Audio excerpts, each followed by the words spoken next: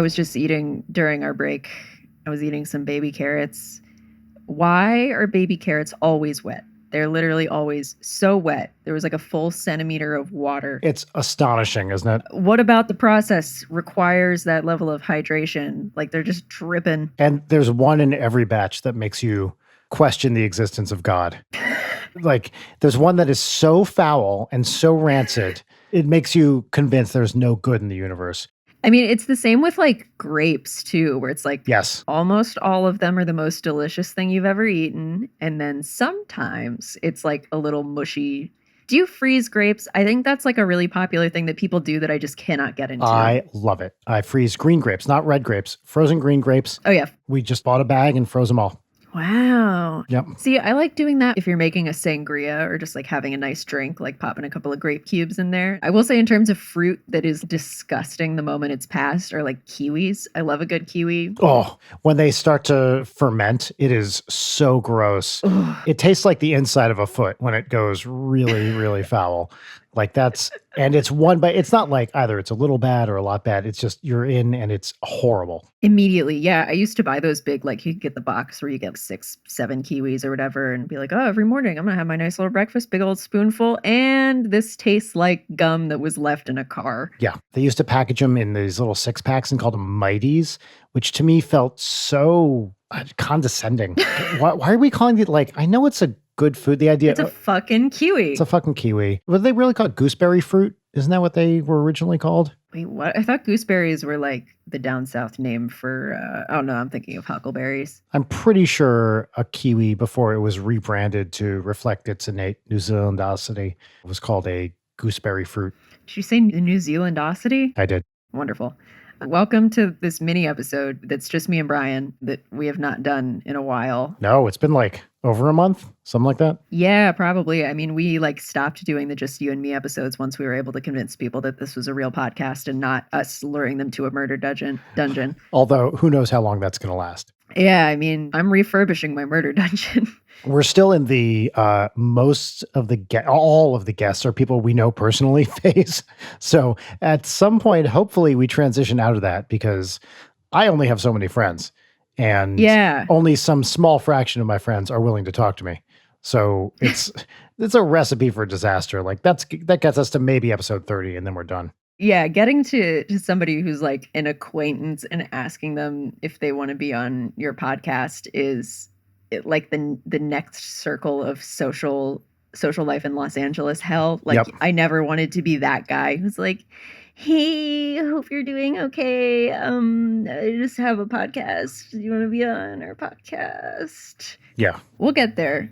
We'll certainly get there. Eventually. I guess we're going to answer the questions that we didn't get to in terms of emails, but I have questions and I think they're more interesting. Yes, hit them. I mentioned that I am a big Taco Bell stan, and then you were interested in that. Oh, yes, I was. My question is, are there any fast food places that you really like or particular items that you really like? Oh, I'm really not a big fast food person in general. Let's see. I don't even know the last time I went to a Burger King. I do like Taco Bell, like Mexi Melts. I think those are pretty good. But I don't think I've been to a Taco Bell in 5 years, maybe more. Wow. One of the things that has stayed with me for years about a Burger King I was once in. Oh, no. This is probably about 10 years ago, 2010-ish. It's when Rachel was living in New York and I was living in Ann Arbor, and I would drive back and forth pretty frequently. That's like a 10-hour drive. Oof. Yeah. It's through some very beautiful places and some very boring places. Stamford, Connecticut? No, it was further south. I wish I got to go through Stamford. You shoot out of New Jersey into Pennsylvania, basically. Ah, okay, gotcha. Just go west on 80, and you get to experience these terrible, terrible Ohio rest stops, which are just awful. But the thing I'm getting at is I stopped at a Burger King once on the way because it was like the only thing that was around. And I can't believe this is real, but I guarantee this happened. At the soda fountain, they had, and I'm really not making this up, they had suggested soda pairings with menu items. It'd be like, are you ordering a Whopper Jr.? Why not try a Diet Mr. Pibb? You know, are you trying our, whatever it is, Filet-O-Fish? I can't remember the name of the Burger King fish sandwich. Then that would be great with a Code Red Mountain Dew. Getting your Burger King sommelier. Yeah, right? Oh my God. Wow. I was like, who thought this was a good idea? This was after all the weird retro guy in the king suit commercials and all that. Like, you're not trying to class up the fucking joint. No one is interested in your stupid soda pairings, Burger King. Yeah, I mean, especially if you're going to do that, you better have the one where it's like, I wish there was a better name for it, but making a suicide of a little bit of everything. Oh, there is a name for that. People do that. It's a terrible idea. It's not good. Yeah. I mean, I can get mixing a fruit punch and a lemonade or a cherry kind of thing with a little bit of a cola or whatever, but yeah, all of them, why? It's terrible. But I'm trying to think of the answers to your question. Nothing really jumps out at me. Rachel loves McDonald's and she'll go pretty frequently, but I just am so upset by the corporate structure of fast food. This is fair, yeah. I just can't really do it. And I don't like it. Every time I go to a chain, it's like a little local mini chain. Yeah, that's fair. That's probably the moral choice. Who the fuck knows? But, you know, I will take a legit fast food joint over like an Applebee's or a TGI Fridays. Like, those are places I do not wish to ever set foot inside. No, I like the Cheesecake Factory is one of my personal hells. I've never actually been inside. Oh, I understand people like the food, and I'm not even arguing about the quality of the food. It's just, I find it so immediately depressing when you walk in. It's, ugh. I mean, if it's the kind of thing where Ari Aster does a Reddit AMA where people ask, what do you want the aesthetic of your next movie to be? And then he says Cheesecake Factory. That's not a place you want to go with your family. Is that real? He really did that? Yeah, it is. Absolutely. Which I love and respect that man. Yeah, that's like, those places are awful. Yeah, they're the worst. I will say for my 21st birthday, had a bunch of friends over and I Postmates $100 worth of Cheesecake Factory cheesecake to my apartment. And then we just had a big tasting party. Nice. That's fun. Which seems like an experience that feels so dated now.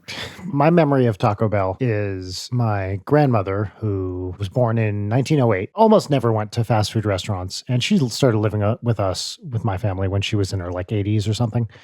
And one time, I think it was my mom, took her to a Taco Bell for whatever fucking reason. And from that point on, my grandmother would refer to that nice Mexican restaurant that she went to. And when we asked her, what did you like about it? She said, it was very clean. Oh boy. That's what I think of with Taco Bell. Lots to unpack there. You know what I legitimately do love is Taco Bell's taco sauce. Like those, I don't even know if they still make it, but the little packets of, it's not even hot sauce, it's taco sauce. That shit's great. Yeah. Oh, they absolutely still do it. And they still say the exact same cringy, like, will you marry me? Too hot to handle on them. Oh, wow. They used to have like the Verde sauce that I really liked, and then they got rid of it. But yeah, I'm a big old long-time Taco Bell stan because it's not Mexican food. It's just quote unquote food. Let me a crunch wrap. There are some great gringo taco places around LA, like Taco Leta in Arcadia, I think. Is that where it is? But they're, that's like the old 50s hard shell, only beef, lawn of cheese on top of it, and taco sauce. And that, like, in the right mood, that shit's great. Yeah, absolutely. Do we want to answer questions? Yeah. So what I think we're going to do in these mini episodes is, I'm sure we'll have other special stuff, especially if you're a Patreon subscriber, which hasn't started yet. So don't look for us yet, but it's going to be starting soon. Well, special stuff for that. But for the general release mini episodes, we're going to just, I think, largely go through questions we didn't get to. Or just talk about stuff that we kind of cut off discussion in terms of not making the episode as long as a Tarkovsky movie. Yeah.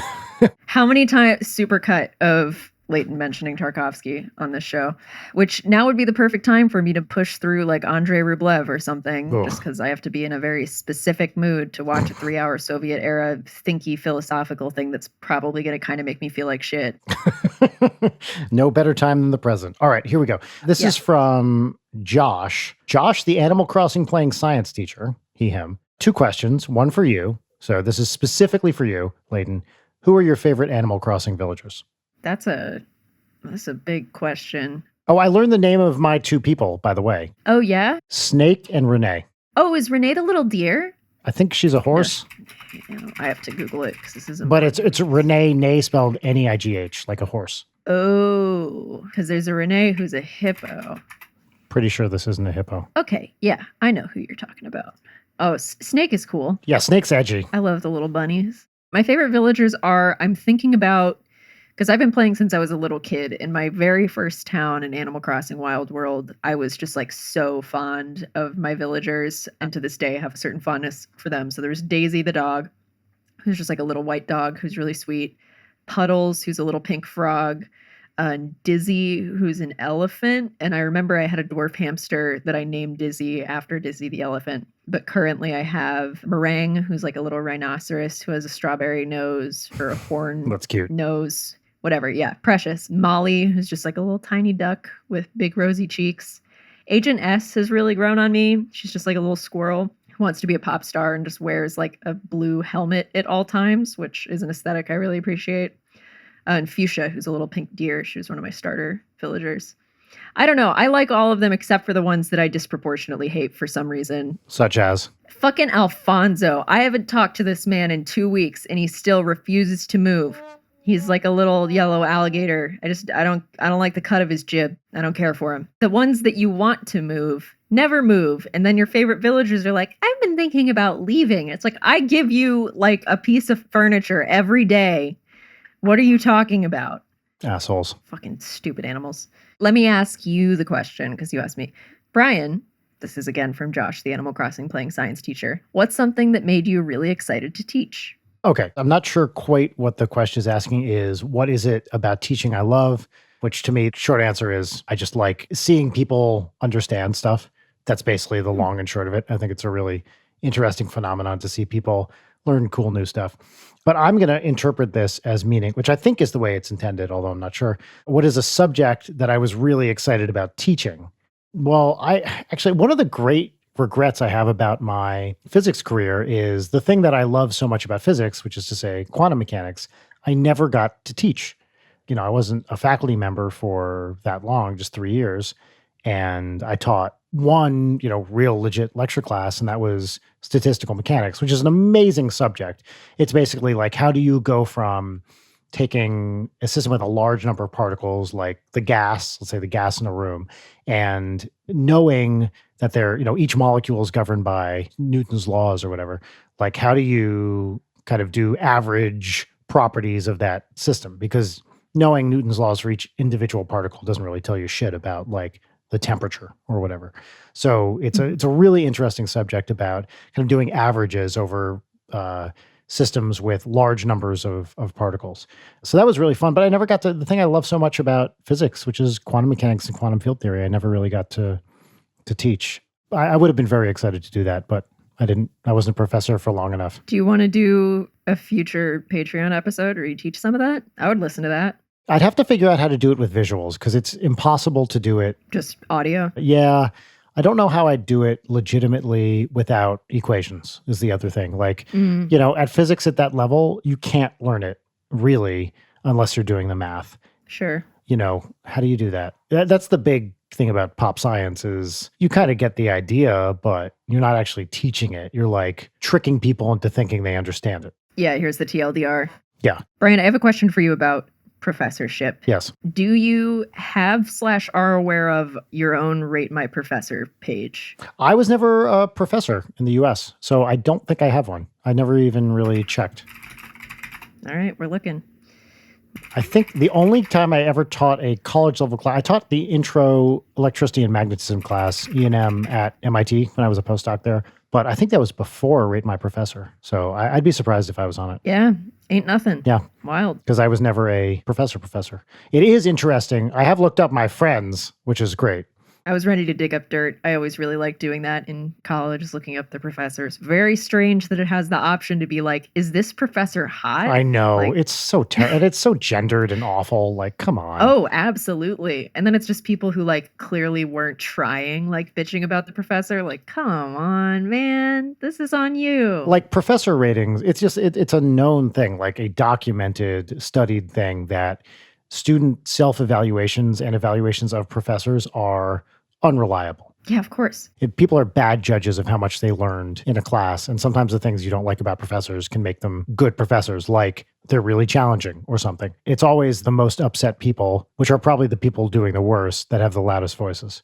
It's a shame because they're often a big part of tenure, decisions. And they're just so misleading so much of the time. And also notoriously biased against women. It's really problematic. Yeah. Yeah, and big time, like a lot of people having tenure who should absolutely not have tenure. And then just use that as a shield. This is something I've thought a lot about. I never had to deal with the tenure thing because I wasn't in the US as a professor. In the UK, the system is different. You just kind of become permanent.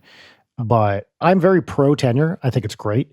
I think it is a necessity for letting professors work on whatever they want. Generally speaking, people don't abuse it. Of course, you can find plenty of counterexamples, but I'm very pro tenure. All these like privatized social security type people are always like, get rid of tenure, make everybody reevaluate every year. And that would just be fucking horrible for academics. There's enough pressure to publish papers as it is. Imagine every year having to do stuff that's just going to get you the most citations and the most grants and all that bullshit, rather than doing something interesting, which is the point of pure research. So I'm very pro tenure, but there's no perfect system. Sure, yeah. You definitely know more about it than I do. But I understand, like, I had professors in college who were like, oh my God, what? Like, why is this person here? Come on. Yeah. It's like, you clearly fucking hate this. Yeah. And now you are taking it out on us. I saw it. It happens where sometimes you just catch professors at a bad period in their lives. They're upset, they're getting divorced or something. Like, people have bad years, and that's not an excuse for doing a bad job, but you also want to have sympathy for people. And sometimes the professor you had that was horrible, a year later turns it around and becomes great. Or I've seen people like start out as terrible teachers and get much better because they recognize they're not doing well and put an effort into it. I want to stand up for the tenure process and tenured faculty members. Yeah.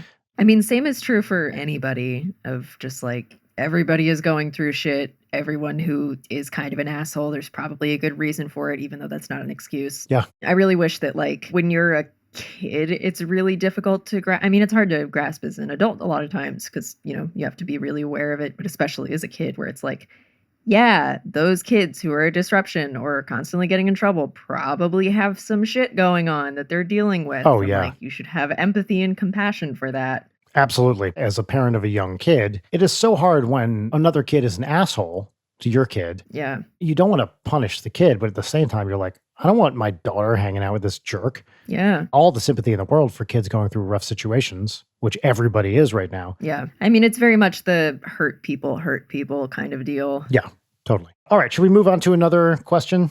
Sure. Yeah. Joey, him asks, just a general question for you two and whoever your lovely guest may be. Psych! Ha ha! Eat it, Joey. Got him. What is your favorite animated film? Are there any recommendations you can give to those who have been looking for stuff to watch while stuck at home? Again, like, I think we discussed this. I don't have a favorite in general. I just have things I like. I will always love The Iron Giant. Good stuff. Just a stone cold classic as far as I'm concerned.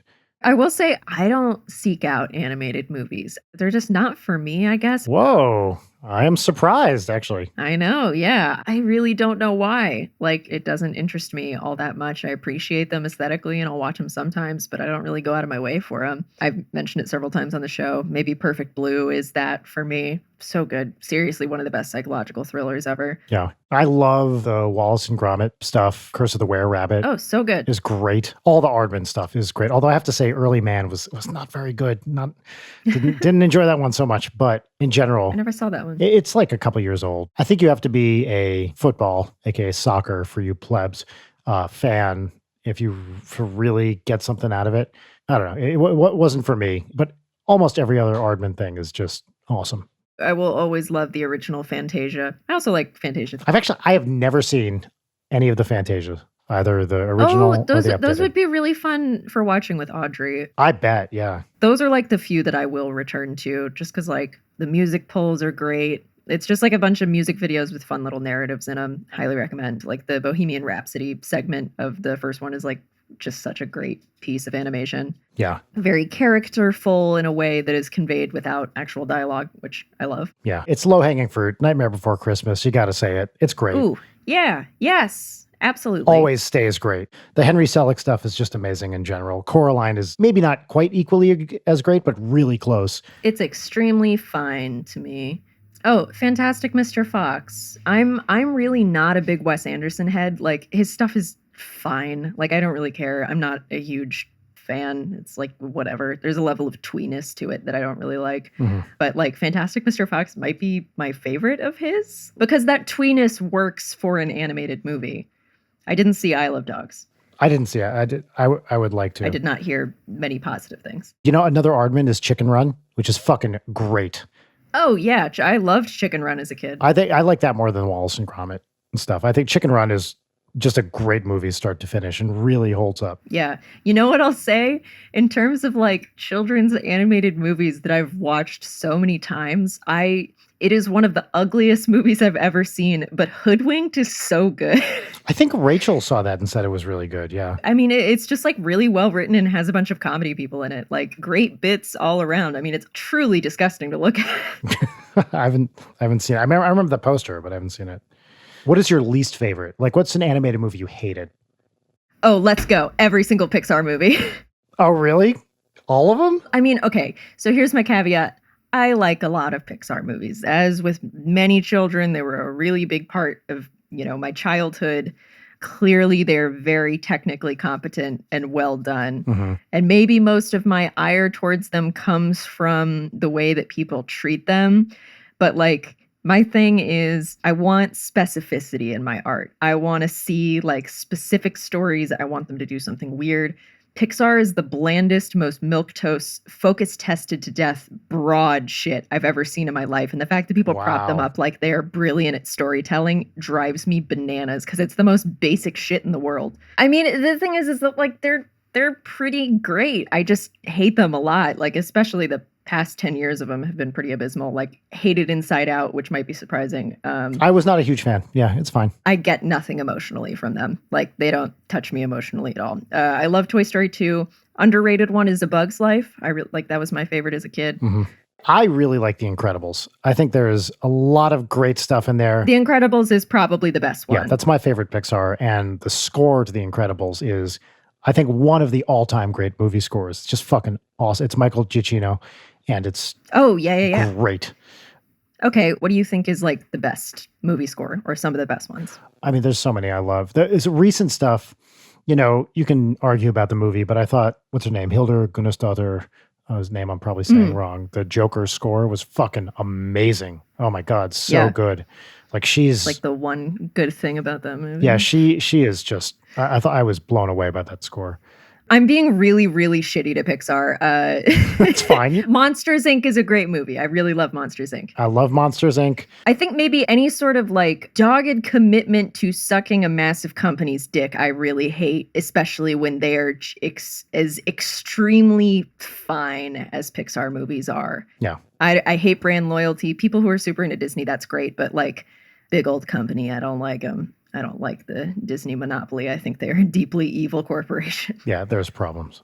You know what I really liked in terms of movie scores? I wasn't paying attention because I was looking at Pixar movies, but I really loved the Colin Stetson Hereditary soundtrack. Yeah, I don't know it. Oh, yeah, because you didn't see Hereditary. Just really great and interesting and like new sounds for a horror movie that aren't screechy violence. I should just listen to that. That sounds great.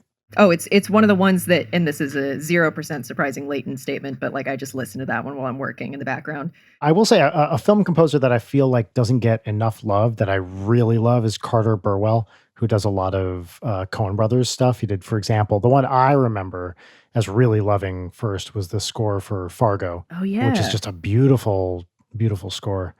Couldn't list all his movies, but I really like him a lot. You got the classic, like the Howard Shore, John Williams, Alan Silvestri, like all those guys are great.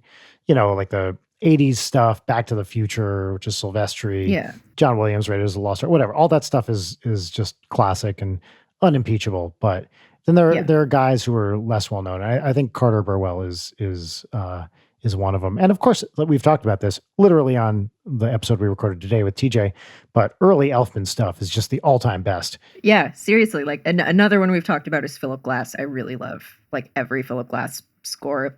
The Hours is a movie, whatever, don't need it. The score for that movie is really wonderful. Yeah. God, I can't wait for people to be mad at me for shitting on Pixar. Whenever we inevitably get Jory back on the show, he's like one of the other people who like I will just go the fuck off on Pixar with. Like somebody put it to me that Jory has the harshest takes about movies, but he is literally always right. Yes, and he's such a kind, sweet person and is relentless in his takedowns, and it's the best. Watching bad movies with Jory is like one of the greatest joys in my life. All right, Jordan, him asks, Brian, if offered, would you do a theme song like Dick Figures the Movie, the Song, which is what NSP did, or an entire soundtrack? Would you guys do it? I would love to do that. Probably wouldn't be an NSP thing. Like that's to get a comedy band to do a soundtrack is like, a song is one thing, but what are we going to fucking do with a soundtrack? Like all the things are going to have words, that's weird. But I personally would love to do a movie soundtrack. That's a muscle I have been not I would say looking to flex is what I was going to say, but which makes me sound like a complete douchebag. But looking to develop for a long time. I'd love to do something like that. That being said, that seems like a tremendous amount of work and it would need to be a good fit. What do you feel like in terms of genre or like direction you would be like the most stoked to be doing a score for? Probably something dramatic. Like I feel like comedy scores are so hard. Like, because the music can't be funny, then it just sucks. Yeah. Also, you don't need them. Like, big proponent of you don't always gotta have music on, man. Like, it's a thing that I really, really like. Of the myriad of things I love about Michael Haneke movies, primary being that he's just so mean about everything, and I just appreciate that. But no score, just like lets it hang. Love it. My all-time favorite comedy movie score is the Danny Elfman score for Back to School, which is a Rodney Dangerfield comedy from the 80s. Right, we've talked about that I still have not watched. I love it. I love it so much. But yeah, I'd be totally into that. This one is from Sam, she, her. The whole quarantine thing has a lot of us in a gloomy gray area right now. Are there any albums or songs you guys would recommend to brighten the mood? Oh, well, I hear this band Go Banana Go has a really exciting new kids album coming out. I can't just plug my own stuff. Yes, you can. Okay, well, it's coming out on Friday. Wow, yay! What am I going to say? Like, I listened to soft rock from the 80s. Like, come on, all that stuff. Talked about Lionel Richie. That's great. Actually, a more recent one. The new Vampire Weekend album, Father of the Bride, is fucking great. Oh my God, it's so good. Is that new? It's last year, yeah. Oh, shit. Okay. I haven't listened to that. It's the one, you might have heard the single. The single is the one that goes do do do do do do do do do do do do do do do do do do. That's every single Vampire Weekend song. Yes, this one especially does that. It's a great album. All right, I'll check it out. I got to look at my Spotify now. Off the top of my head, Glass Animals, How to Be a Human Being, which is their most recent album. Zaba's a great album, which I think is their first one, which is a very different vibe, which I also love, but isn't necessarily uplifting. Like How to Be a Human Being is great. Portugal the Man, literally any Portugal the Man album. Like I really love Portugal the Man, especially their earlier stuff. Their new stuff is great too, but love their early, like Waiter You Vultures era is really great. God, I've been listening to a lot of Elliott Smith lately, which is the exact opposite of the prompt. Just like, do you just want to be the most sad you've ever been? But sometimes that's what you need, right? Like, there's a reason there are Tom Waits albums. Like, yeah, the album by Hers, Songs of Hers, is really amazing. Like happy, upbeat stuff. It's I'm just so sad because they both died in a car accident last year. Oh, really? I didn't know that. Yeah, they're one of my favorite bands, and that just really sucks. I've been obsessed with this album from the late 60s by the Don Ellis Orchestra called Electric Bath, which has, it's like odd time signatures, some really dissonant, fun stuff. It's fucking great. Don Ellis was this trumpeter and wrote some really cool, interesting big band stuff. So that's one that I've had on constant rotation to the extent where Rachel was like, can we please stop listening to this? Because it's just, it's like, a bunch of things happening with, quarter tone distances apart from this really clashing and dissonant. And then it gets really fun. Sure. It's fucking great. Oh, I really like Animal Collective. That's my probably divisive indie take, or maybe just like stereotypical pretentious indie take. Like they're fun. They're weird and fun. I've never listened, actually. They're very bleepy and bloopy. Another album I've been coming back to is, again, this is like 2000s indie rock 101, but Transatlanticism is a great album by Death Cab for Cutie. Oh yeah. Is that uplifting though? Some of it I think is. It's pretty moody, but there's humor in there. Sure. In terms of like a single song, Nausea by Jeff Rosenstock, lyrically very sad song, but in practice it's just like great. It makes me feel very happy. Any Bill Withers song Like, they're all the best. I mean, RIP, like, just, so you know, the master, but every fucking Bill Withers song rules. Makes you happy. Yeah. I've been re-listening to a lot of The Strokes, which is just like one thing that literally never gets old for me. Like, all of their shit is amazing. Their new album is great. That's just great. Like, when I wake up in the morning and need to get myself out of bed, that's like what I'll throw on. We did a bunch of recommendations, and if your headphones are dying, we should probably peace out of here. Hell yeah, this was great. All right, so guys, if you like this mini episode, let us know. We haven't done too many of them just because we're doing a million things, but we will keep more of these going. And if you have ideas for what we should do, please do our jobs for us and tell us. Yeah, we realize that the questions, not that people aren't asking good questions, the questions actually are really good overall, but the feeling here, I feel like I'm a network executive now. The feeling here is that we're kind of losing steam on those a little bit. So if you have interesting topics for questions, we may just abandon the questions altogether as a topic specific thing. I have the most fun, and I feel like the best stuff comes out of us just like bullshitting. And I realize for a lot of podcasts, the mini episodes are the bullshit instead of the actual show being the bullshit, and mini episodes being more specific. So yeah. I don't know, whatever. What do y'all want to hear us talk about? Yeah, let us know. Just let us know. Email us, leightonnight@gmail.com. Thank you for tuning in to whatever this was. Brian, go take care of your headphones. I will. This is the end of the mini-sode. Goodbye. Bye. Leighton Night is produced by Brian Wecht, Leighton Gray, and Jarek Centeno. Follow us on Twitter @LeightonNight, on Instagram @Leighton_Night, or email us at leightonnight@gmail.com.